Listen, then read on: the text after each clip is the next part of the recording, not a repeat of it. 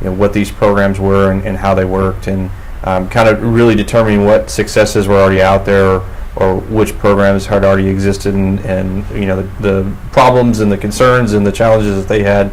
We were really trying to look and see what was available out there. So some of the things that we're going to cover today is really what is it, and why is it important, not necessarily just to ESDs in particular, but to fire and EMS services.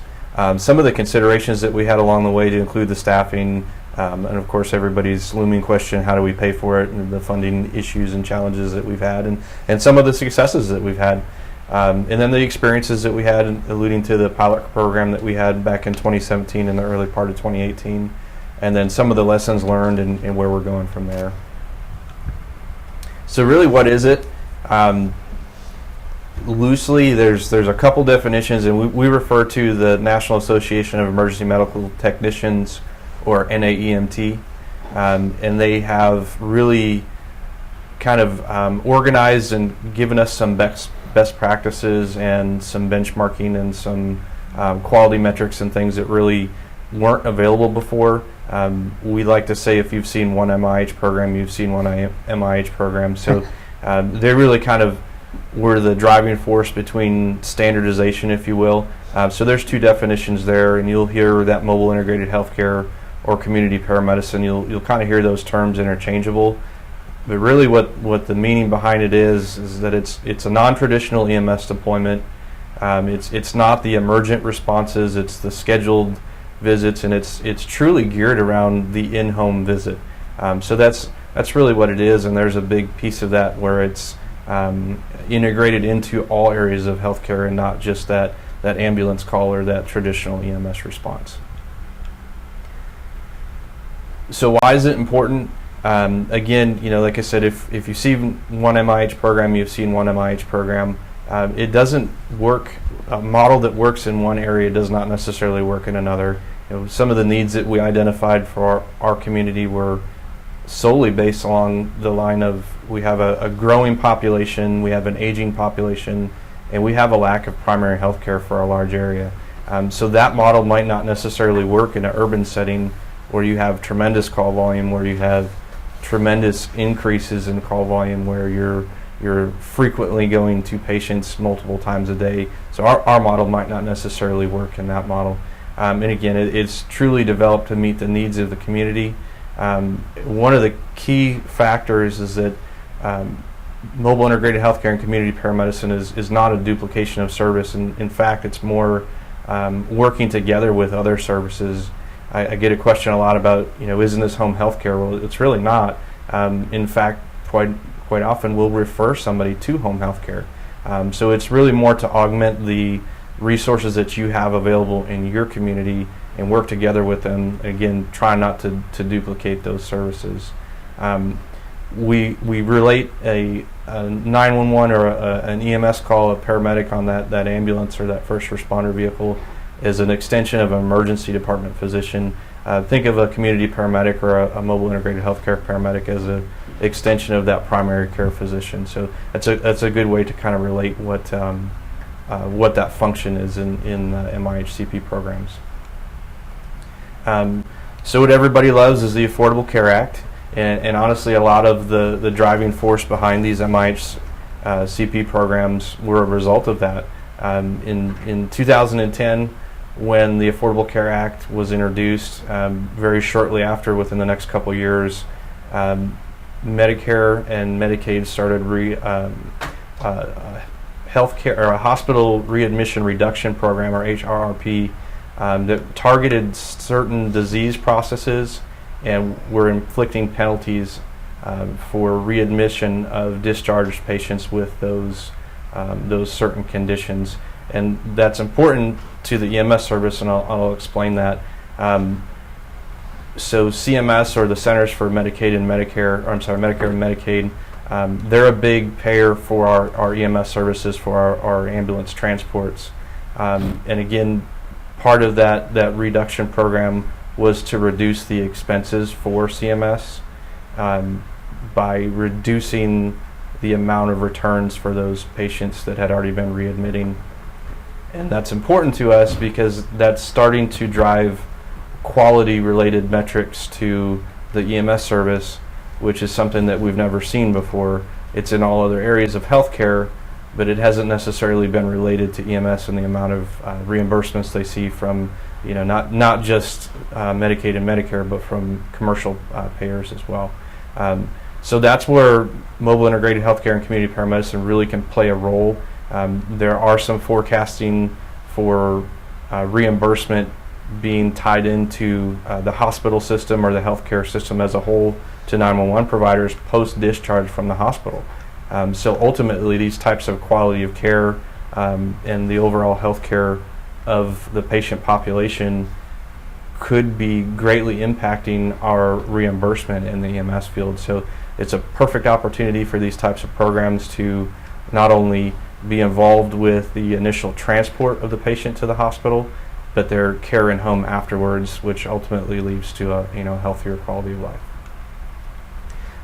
The Institute for Healthcare initiative, Triple AIM, is what was adopted in healthcare systems, hospital systems, to relay their quality of care.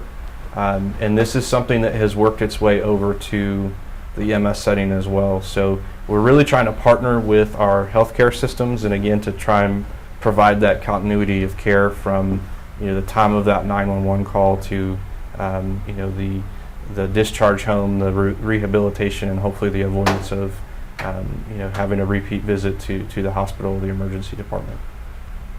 So again, the focus is really becoming more quality driven, and rightfully so, towards EMS services in general. And this allows those non-emergent, 911 type calls to happen outside of a 911 system that has a lot of positive effect. Obviously, not requiring the utilization of a 911 resource, and hopefully preventing, like Jane said, providing some EMS prevention.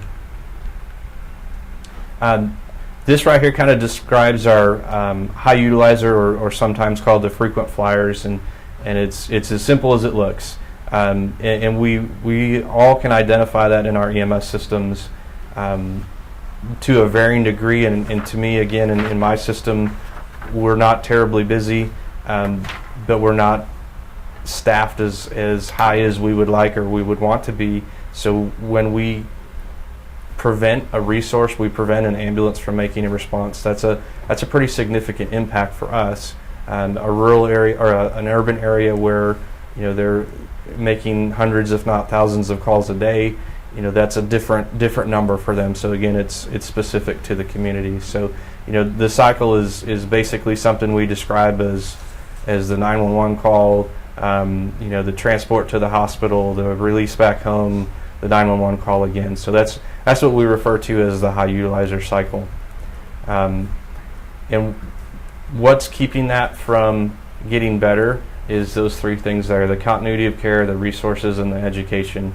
And I'll talk a little bit here in a minute about how we can intervene and how we can break that cycle. But this is what is globally understood in the EMS setting or the MIH-CP setting, is how the medical resources are not necessarily making it to those folks that require those resources. So again, I talked about primary care. There's a lot of folks out there that either don't have primary care, can't get to primary care, or just don't follow those care instructions. So that again leaves us a perfect opportunity to be able to send somebody into the home, a medical professional, to be able to either translate or interpret those primary care messages, or get those folks tied up with a primary care physician. Again, home health, we're not home health. There's a lot of qualifiers for someone to be on home health. One of them is they have to have insurance and an insurance provider that will pay for those services. So this is a perfect program to be able to tie, again, a medical professional in the home to be able to direct, or we like to use the term navigate folks to the right types of resources that are available in the community.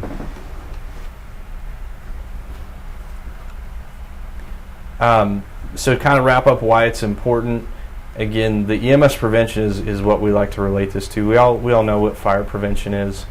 Think of it in the same token. Every 911 call that we can avoid, how big or small your agency is a win for having available resources for that true 911 call.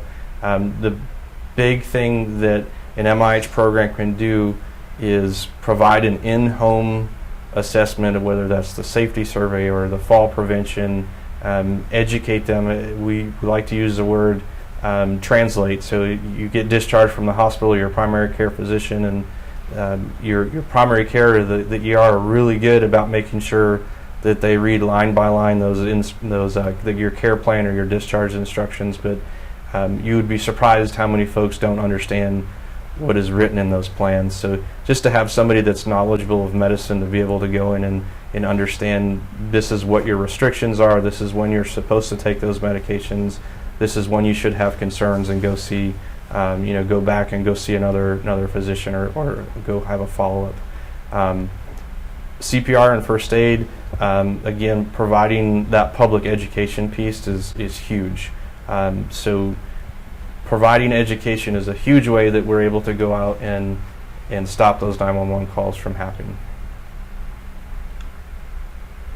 So that's a little bit about what MIH is, and again, it's pretty vague because it's truly your community's needs, and I think Clay said, we talked about the needs of your community, and that's really the first step. If this is a program that you're looking at, there's some tools out there that are pretty well known that will help you really identify what your community's needs are. And again, ours was based on an aging population and the fact that we have very limited primary care. So that's what we were trying to go after, was our geriatric population that had a tendency to be a fall risk. So we could go in and mitigate those fall risks in home, whether it was tripping hazards or poor lighting or just poor access in and out of the home. We were able to help tie those people with the right resources or help educate them on what they needed to have. So moving into the staffing. So I'll tell you, as we researched this over the years, the model has really shifted. In a traditional fire and EMS service, the original standard, if you will, was to use a last out ambulance, your slow ambulance, the one that didn't get the calls all the time, and kind of provide these services on a part-time basis, if you will. But that came with some challenges, and these are some of the things that we looked at as well when we started, when we found out what the program was and what it can do, and we really started planning on how we could implement it. All of a sudden that becomes, 1 or 2 paramedics on an ambulance times 3 shifts times how many you needed to have to backfill if one of those was on vacation or things like that. So, but then that's also taking a 911 resource out of its jurisdiction if it's trying to cover a larger area. So that model really didn't last very long as a common practice. These programs very early on, the funding was not even on the horizon to have external sources pay for these. So it was all mostly primarily self-funded. It was just something that was absorbed into the operational budgets, was a pretty common methodology. And that was the easiest way at the time to consider this as a viable resource, was to use staff and equipment that you already had available. But it's kind of counterproductive to the mission if we're trying to reduce utilization for our high utilizers of the system. Taking another resource out of the equation really wasn't the best thing. There are some models out there today that utilize a first response or a squad type vehicle, and again, kind of the same methodology. They have another function throughout the day, whether it's a fire department or an EMS services. Their primary mission is to provide 911 response. So that's another model that's out there. What is becoming more common practice is the dedicated staff, and we found very early in our program we really had to stay focused on what the mission was, because we very easily could have had multiple MIH paramedics in our program. The workload was just so great. And then something that's been recent in our works with some of our partners that we deal with that have existing programs is the incorporation of a 24-hour capability. And that may sound kind of strange at first when we're talking about scheduled visits, but some of the programs and the things that we'll talk about in a little bit later that we had some interaction with, there's still a need for that non-emergent type service. And who better than the fire and EMS agency to be able to respond to that, that 2 a.m. Need that could fit in the non-emergent category. So it's the same concept, still reducing the need for that resource, that critical resource that could go respond to a cardiac arrest or heart attack or something like that. So that model, that 24-hour model, is becoming very prominent, and there's truly a need for it. All right, so the big questions: how do we pay for it? Believe it or not, some programs in some states are being allowed to bill for these services, and even right now there's some legislation out there that is allowing us to better bill under the category of a treatment and no transport, which we're pretty familiar with in the 911 ambulance setting, which typically is not a billable type of event. So we're seeing some legislation come through. We're seeing some states actually get approved to bill their state Medicaid for these types of services. The primary, I would emphasize this at the startup, most of these outside entities, whether it's in the healthcare setting or not, that are paying for these services typically aren't paying up front. It's more of a proof of concept kind of thing. They need to see your value. So a lot of programs are either self-funded, funded by fees for educational, CPR classes, things like that, donations, contributions, and grants. Grants have been a really good foundation to start off these programs to begin with. Oops, I went ahead there. So again, there's a lot of states that have the ability to bill right now to Medicaid, and there's a lot more underway.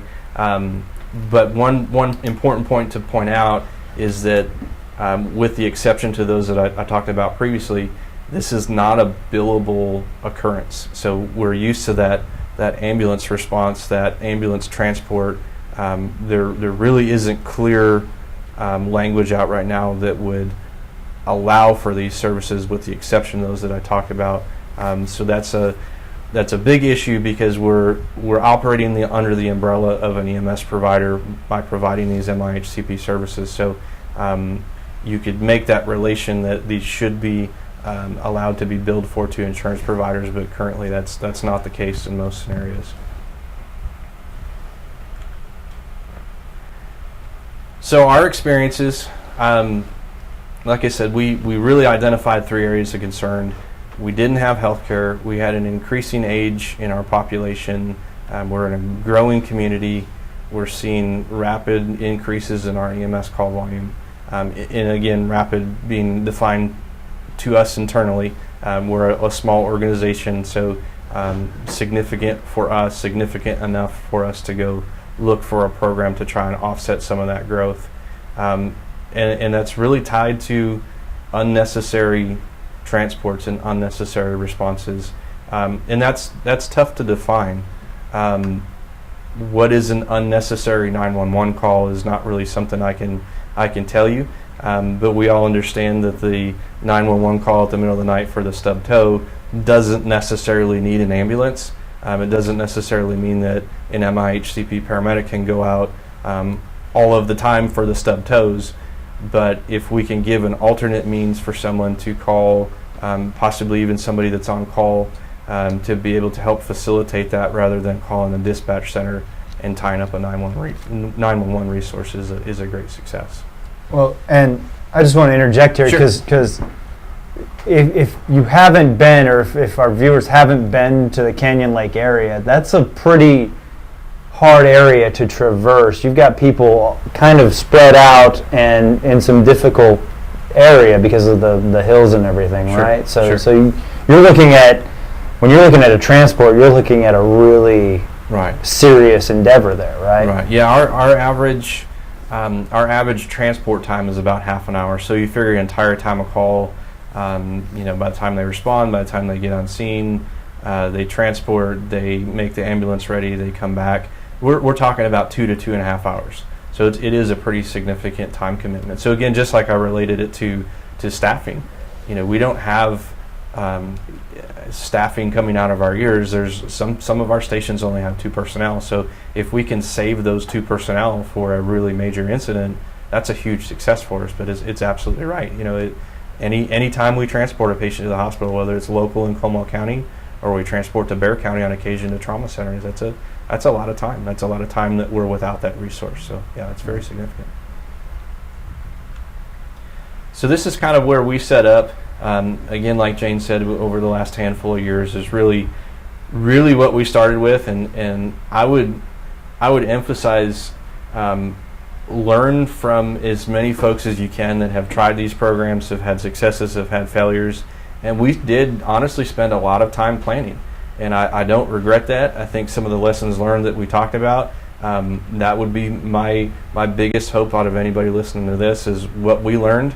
Because if we would have known some of those things earlier on, hopefully we could have, worked around those or worked through those. So again, we kind of started in mid 2014 of really looking at what was out there, who was doing what resources were available, and then really starting working on how we would develop a program, how it would fit in Canyon Lake, and then again we introduced the pilot program, and I've got some results of that coming up here.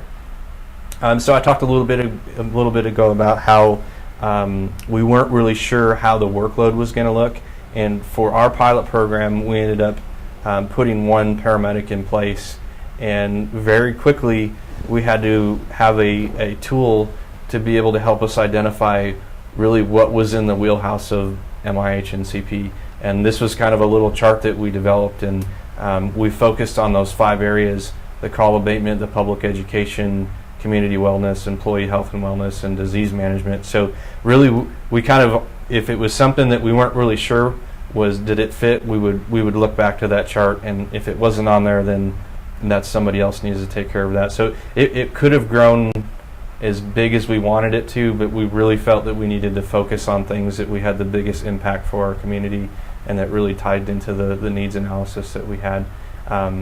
So that's where we spent most of our time, was on those 5 areas there.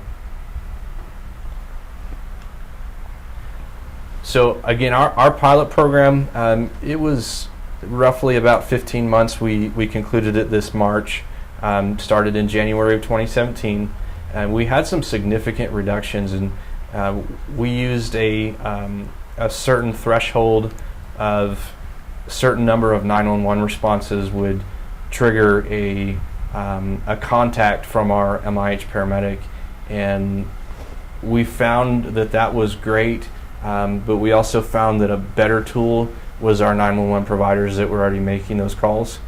So that was a good tool for us to catch some low-hanging fruit and be able to say that we had a handful of high utilizers that were really overtaxing our system, that were in that high utilizer cycle that we talked about earlier, that were just constantly being discharged from the hospital, and a day, maybe 2 later, we're calling for our services again.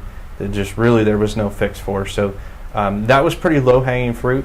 But again, our EMS providers were able to go in there and say, hey, listen, this house is in shambles. They have this need. We know we can't fix them in an ambulance. We know the ER is not the place for that. So we really worked on our relationship between our 911 EMS providers, our paramedics out in the field, and our MIH paramedic.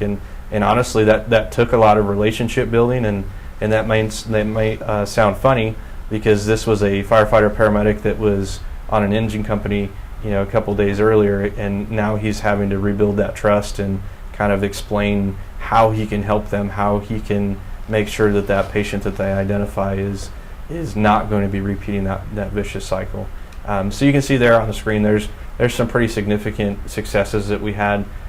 We observed almost an 80% reduction in 911 calls for service for those patients that we involved our MIH service with. And that equated over the first 12 months, that equated to almost an entire month's worth of service that we estimated avoiding. So again, that's pretty significant, and that number might not be significant to your agency, but for us, that was a really big number. And we also utilize a tool that's out there that helps us really estimate what the total cost of either a response and or a transport by an ambulance is in our service.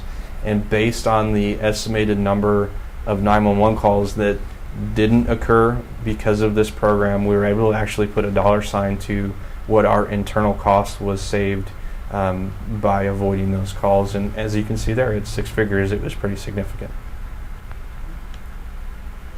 The next thing I want to touch on here, and I know this is really busy, but the point of this is we're part of a collaborative group with our Regional Advisory Council, or the Southwest Texas Regional Advisory Council, and you can see the agencies there on the left, and we're one of them. Back in 2014, somewhere around that area, we had heard about mobile integrated healthcare and community paramedicine, and some had actually already even started in our communities. But we wanted to make sure that we could work together, and we wanted to make sure that the private services or the services around us weren't going to come swooping into our communities and try to provide a service that we felt was essential to our fire and EMS services. So we formed a collaborative group, or what we call the consortium, through that STRAC organization, and we really over the years have developed a partnership to being able to provide a regional approach to these types of MIH-CP services. So that went from standardizing the responses that we had or the equipment that we had, working collaboratively with some of the groups we'll talk here in a little bit about receiving fees for service. So we actually have agreements with some hospice agencies that are uniform to everybody that's part of that collaboration. So I can't say enough how much working together with other agencies to go approach somebody that you're trying to sell this service to has helped tremendously. It's really been able to get us a seat at the table and to show our importance to those other areas of healthcare.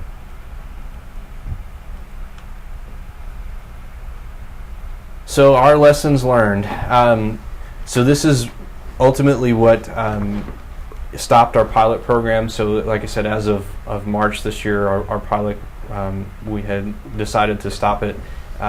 What we had learned is that this is kind of a gray area for EMS. So I mentioned earlier we're operating under the umbrella of the Department of State Health Services, who allows us to have an EMS provider license. So we're using a paramedic. A lot of MIH-CP programs are using paramedics or EMTs, but that doesn't necessarily have to be the case. Some employ social workers, some employ non-medical personnel. But that was the type of program that we decided to use. Was we have a fully trained, highly educated paramedic firefighter. We wanted to continue his services with our agency. So at times this could allow us to have essentially a force multiplier for our agency. So if we were out of ambulances because they're all on calls, or we had a really big fire, we were able to take our MIH paramedic and use him to help add as an additional staff member. The Department of State Health Services, their official opinion is because in the state of Texas we have a delegated practice which allows our paramedics to perform at the level that our EMS medical director allows us to. As far as the Department of State Health Services is concerned, this is an allowable service. So that was great information to have, and honestly that's why you see a lot of these programs in the state of Texas, because some states have statewide protocols that don't allow for that variance in agency or scope of practice to be able to provide different services. We didn't necessarily operate any kind of advanced scope of practice. We did add one procedure at one point in time that was not allowable for our field personnel. It was non-invasive, but ultimately he practiced as a paramedic under our organization and under the Department of State Health Services. That's where we fit that. So Health and Safety Code Chapter 775, we should all be pretty familiar with that with the ESDs. Again, it's very unclear. A lot of the language is pertaining to the emergent response or the emergency, and like I said earlier, these are scheduled. These are non-emergent services. So the language is not very clear that it allows us. It doesn't forbid us from doing that. So it's kind of open to interpretation. but it is, again, very unclear. It's kind of uncharted territories that we're working in right now, and that's what we're working with some other folks, with some folks in safety here, that we're trying to hopefully bring that information to our legislators, and hopefully we can work on a resolution for that. Liability insurance, and again, this was something that we really didn't think about in the beginning. They're not used to it. It took a lot of education for us. They were very unfamiliar with a single person response. So again, that was our agency's decision, was that we were going to send one medic out by himself to perform these services. So that was a foreign territory for our liability insurance. So we had to do a lot of education with them about this is why we believe it's safe. This is why, and that was a lot of their concerns, was the safety for the patients or the homes that we were being in, and for our provider as well. So that was a lot of education. We found at the end that they were comfortable with the services that we were providing, and as long as the laws allowed it, they were willing to back us and make sure our providers were covered under our insurance. But honestly, was not really anything on our radar when we had originally started the program. Lost it. Funding, and Jane, I don't know if you want to add to this or not. Tax dollars, that's been a question from our county commissioners that we kind of got challenged with. Should tax dollars that are allocated to be used for emergency responses not be allowed for these types of programs, or is it okay? I don't know if there's anything you want to add to that or not. Yeah, I think that was the real question. If the statute says we provide emergency response services, can we use our tax dollars to provide these types of services? So this was a good learning for us, in that I guess we still just don't know whether we can or can't, because it turns out the language in the statute is so unclear. Yeah, absolutely. So for our program, fortunately, our agency has a very successful contributions or donations drive. So we were able to utilize or earmark that money to help offset the cost of that position and that program. We were pretty successful in some grants for some equipment. You'd be very surprised what's out there. There's a lot of folks that are very supportive of these programs. So I would check with your local hospital foundations and things like that. They were very helpful in allowing us to acquire some of the equipment that we needed for the program. So our goal as part of the pilot was to have as little financial and operational impact on our organization as we could. So anything that we needed to acquire, we tried to seek outside funding for, and we were pretty successful for that. And I'll talk a little bit, I talked about the collaboration that we had with our Regional Advisory Council. The biggest funder that we were able to acquire was through hospice organizations. And that was a very big success. Part of that organization that I mentioned earlier through our Regional Advisory Council have executed over 4 paying contracts right now, which is a big deal. When I talked about the challenges that we have of billing insurance providers right now, if we can get a steady stream of income, that's huge. And like Jane mentioned, that might even help offset some of the operational costs as well. So right now, we again, there's money that we have on the table, but because of the legal issue, unfortunately, we're unable to accept right now. But again, I can't mention enough how much that regional collaborative effort has been huge in working with these organizations.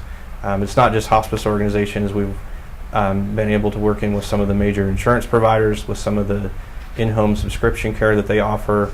When they learn that we have a mobile way to go into a home where folks are used to us knocking on their door with our uniforms and letting us in as the fire and EMS service, they're pretty open, especially knowing that it's a trained emergency medical professional, to be able to go in and offer these services. So that's where we've had some good successes with the funding, and lastly, our staffing.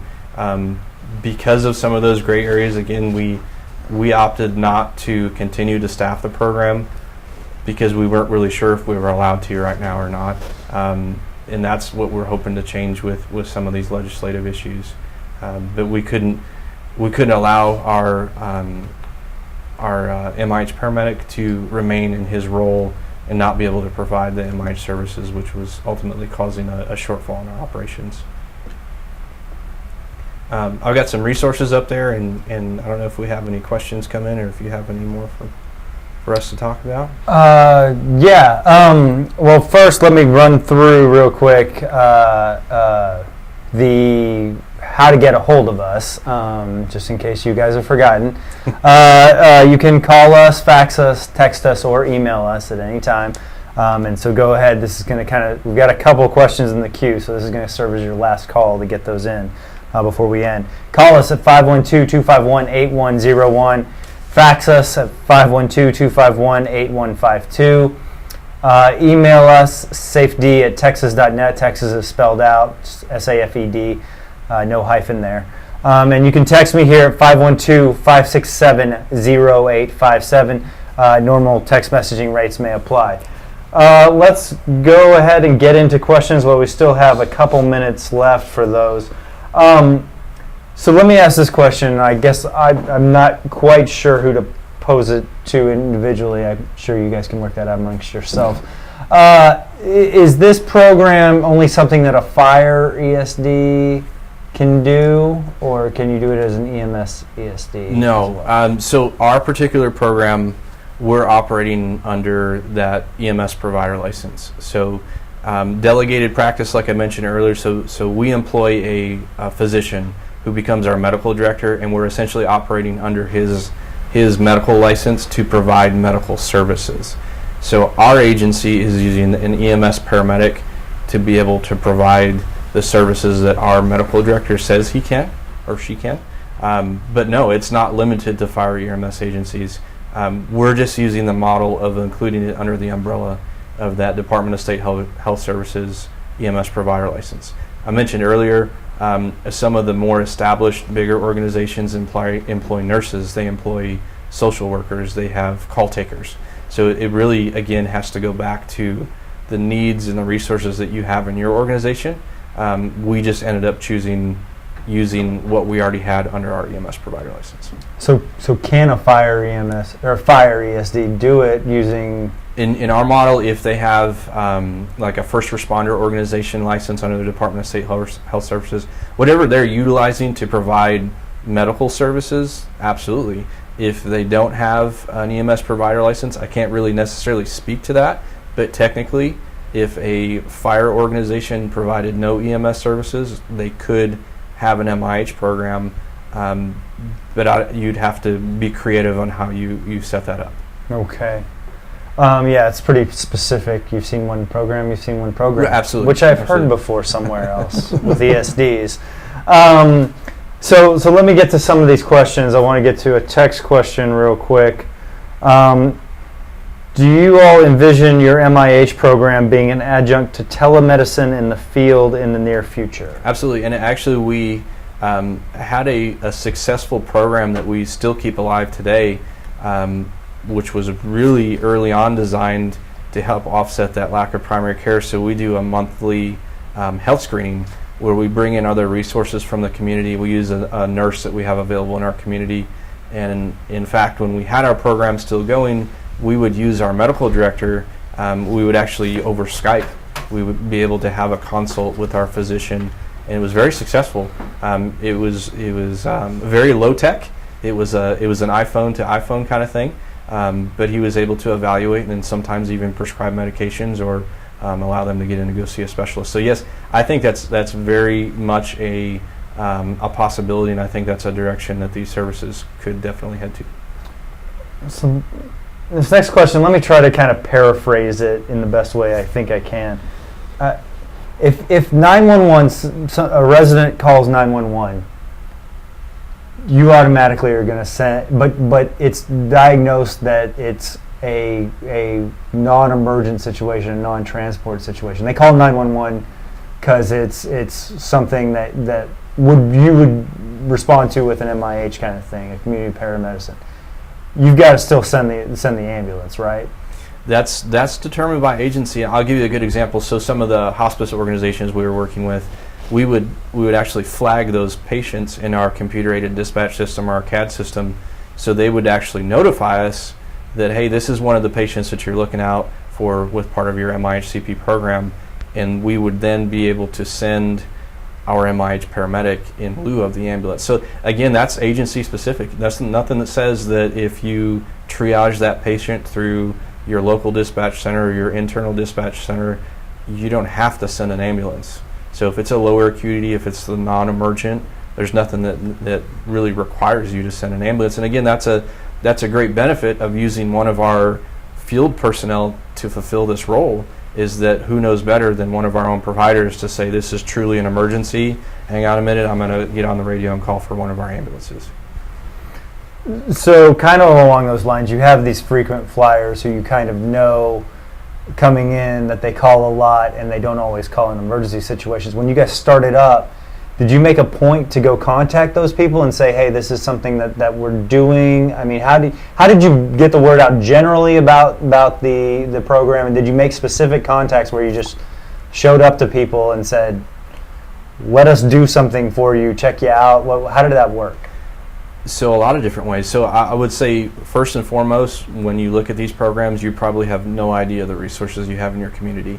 I mean, we went from food pantries to ramp builders to, I mean, you name it. We found all sorts of resources that we never knew, and that was one way we attacked it, was to go advertise. We would really meet those people, and there was no yellow pages for MIH-CP services, so we kind of really had to go build those relationships. And when we told folks, those resources, what we were doing, they were able to get the word out as well. But yes, we did absolutely. Those folks that we identified, we would go knock on their doors. We would give them phone calls. We would go ask to be invited into their home, and really just kind of have sometimes a couple hours. We'd go sit on the couch and say, really, what do you need, or how can we help facilitate or navigate you to what resources you need. So yeah, it was very much a community involvement, but also a door-to-door kind of thing. We would definitely go reach out to everyone we could.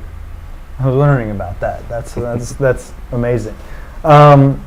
Okay,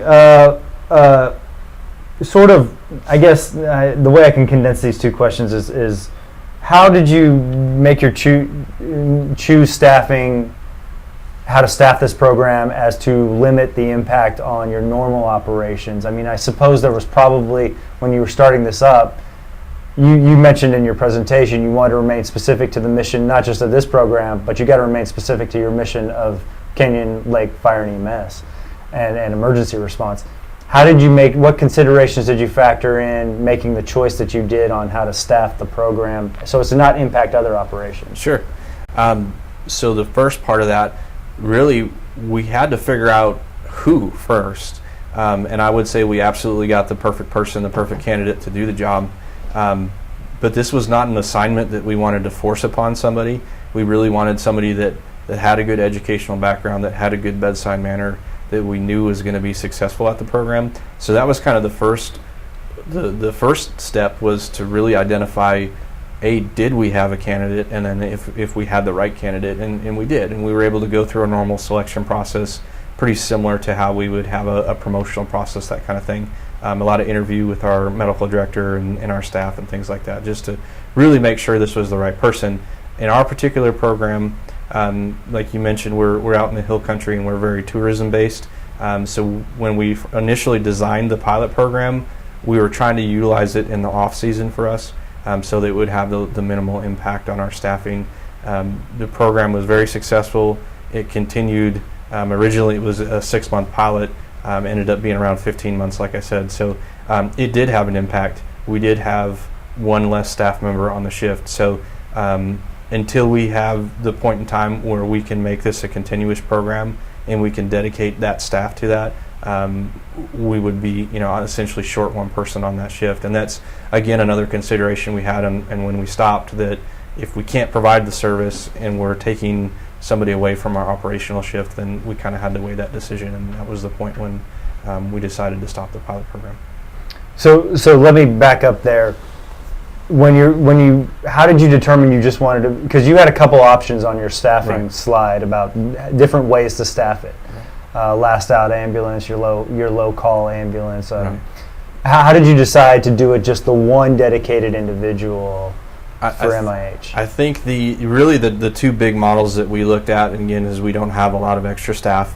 Really, the two models that we considered were the slow ambulance and then the dedicated person. And at the same time, we're also experiencing growth in higher call volume, and in a large area that we cover, we're having new subdivisions pop up and new needs for service. So it really just wasn't a right fit for us to take a resource that was dedicated to respond to 911 calls and take them out of that equation. It really didn't meet the mission of trying to expand services for our community. So, okay, I'm gonna do these last two, I think. What kind of grants are available for this that you can pursue for this kind of? So we utilized a United Way grant, which we were successful in some equipment, and then we had a local foundation that's part of our local hospital system. Most that I have seen go through are for equipment related needs, but I would check again with your local.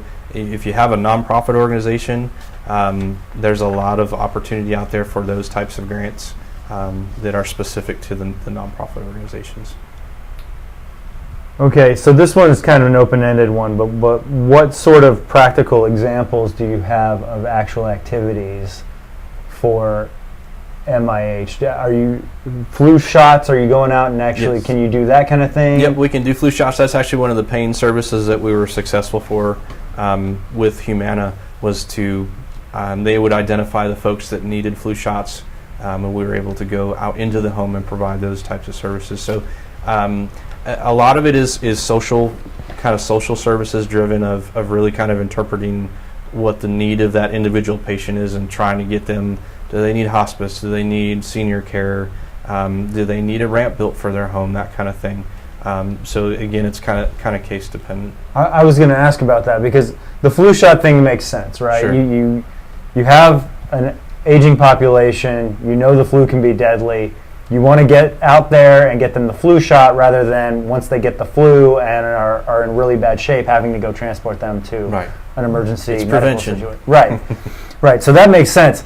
And one of the other things I thought about is sort of, falls are big with, have elderly folks take falls, right? Mm-hmm. And that, I know there's a lot of calls that you get, I've fallen. Now, can you do things like installing railings? I mean, how far can you really go? I mean, is it anything in the name of prevention? Because I think you really have a lot of opportunity there. Absolutely, and I think the biggest focus, and again, it's all based on the in-home. We tried there's some community-based fall reduction programs out there, and we tried a couple of those classes, and we really found it was more beneficial to go into the home, to have somebody actually look and have a checklist and say, you have poor lighting in this hallway, or you have a bunch of trip hazards. So as far as the actual, installation of a grab handle or a ramp or things like that, I think we veered a little bit away from actually physically doing that, but we would be more of the facilitator. We would be able to tie them up with local charitable places or folks that had foundations that would pay for those services. So we found a lot of times folks didn't just need that resource, but they couldn't pay for that resource. So we would be able to connect them with not only the funding, the resource, and the person to install it. So it was more of an assessment, honestly, in the fall reduction programs, of really just being in the home, evaluating what was there, giving a professional guidance on here's what we think you should do to help you stop falling. Because that could be huge, having to not transport someone. Absolutely. If you can prevent them from falling, because I just know that's a thing. That's a big thing. Okay, I'm not going to go down the rabbit hole of 775 and the legal opinion on whether this is authorized by statute. There is some legal gray area there, especially with Canyon Lake Fire and EMS operates. You are ESD, as I said in the beginning, and I know, number one, I know I messed it up. Jane, you're from ESD 3, right? Yes. And Archie, you're from ESD 2, Right. correct? Okay, I think I said that backwards in the beginning, and I apologize for that. But ESD2 actually is a service provider, right? Yes. Like they operate Canyon Lake Fire and EMS. ESD3. Three. ESD3 does, Two, right, ESD2 right. does it through contract, but the point is ESD3 does it, which means you're a sole service provider, you're not doing it by contract. You could theoretically make an argument that if you're an independent contractor, the EMS agency might be able, because they're not, but then again, tax dollars and whatnot. Right.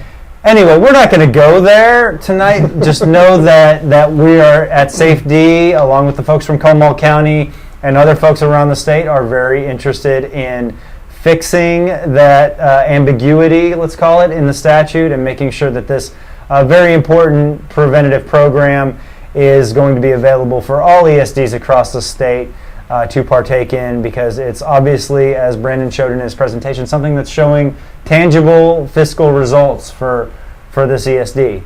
And with that, it's pretty much time to get y'all out of here. Thank you so much for joining us tonight. I want to thank first our presenters, Jane, Archie, Brandon. Thank you guys so much for coming all the way up here and doing this presentation. We really do appreciate it. It's a vital program.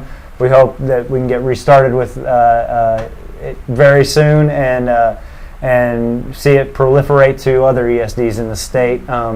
And thank you for sharing your case study and your lessons learned with us. And thank you all for joining us tonight. For more information about future training opportunities and registration for those opportunities, always check our website, safe-d.org. Now, to apply for your 1 hour of credit for the webcast, go to www.safe-d.org/web188er. That is, once again, and then the keyword that you're going to have to enter there is prevent. One word, all lowercase, PREVENT. And you have to have that word in there for your credit to be processed. Again, that's www.safe-d.org/WEB188ER. That should be below my face right now. And the keyword being prevent, PREVENT, one word, all lowercase. That is the magic word to make sure that we know you watched this webcast.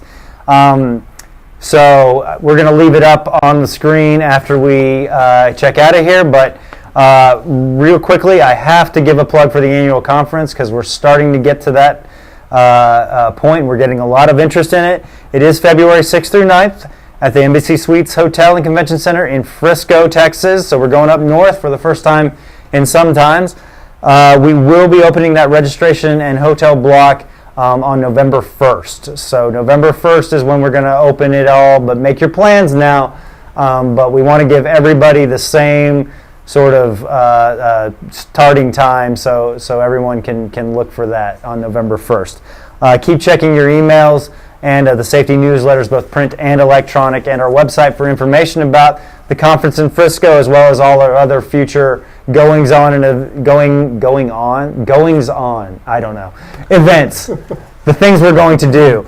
And that's our webcast for tonight from our studio here in Austin. I'm Clay Avery. Thank you guys. Have a good night.